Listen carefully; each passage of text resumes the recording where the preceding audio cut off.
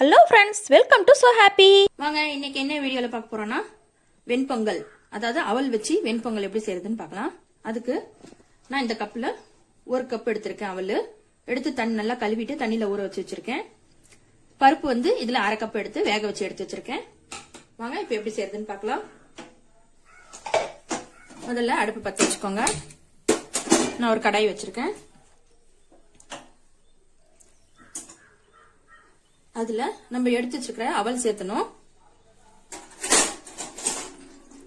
நான் தண்ணியோட அப்படியே சேர்த்திக்கிறேன். ஏன்னா அவல் கொஞ்சம் ஊற வச்சிருக்கோம், சீக்கிரம் வெந்துரும்.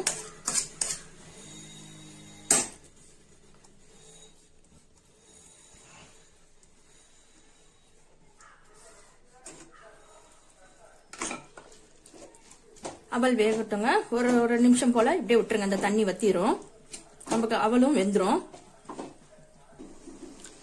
பாருங்க, ஒரு நிமிஷம் போல இப்படி விட்டோம்னா தண்ணி ஓரளவுக்கு வத்தி வந்துடும்.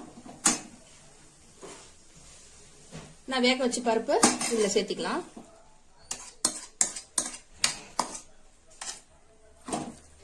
இதையும் சேர்த்து நல்லா கலந்து விடுங்க. தேவையான உப்பு சேர்த்திக்கலாம்.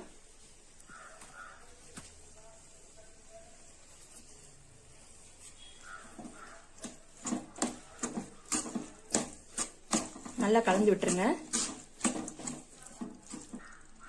பாருங்க, இந்த மாதிரி நல்லா கலந்து விட்டுட்டு இது ஒரு நிமிஷம் போல இப்படியே மூடி வச்சிருங்க.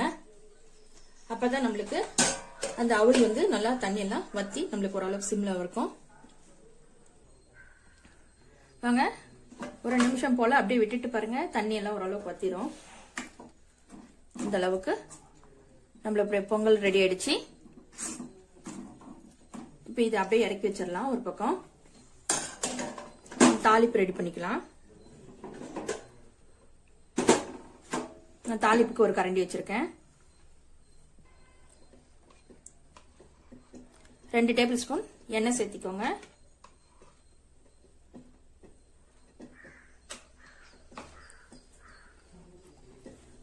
ரெண்டு டேபிள் ஸ்பூன் நெய் சேர்த்திக்கோங்க.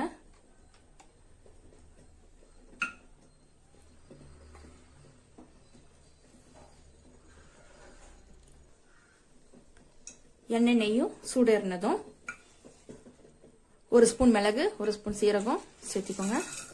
கூடவே ஒரு 5 முந்திரி போல எடுத்து உடைச்சு வச்சிருக்கேன், அதையும் சேர்த்திக்கோங்க.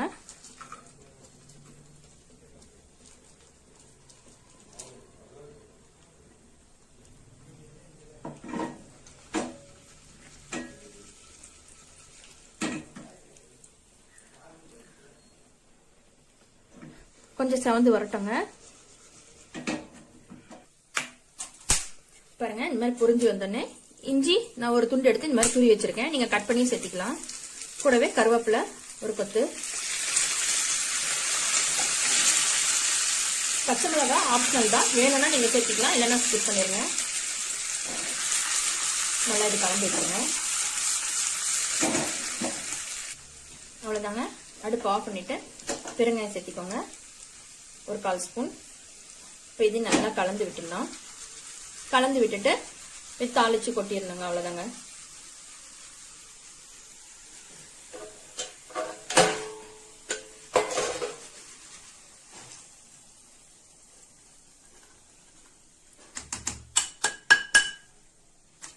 நல்லா கலந்து விட்டுருங்க.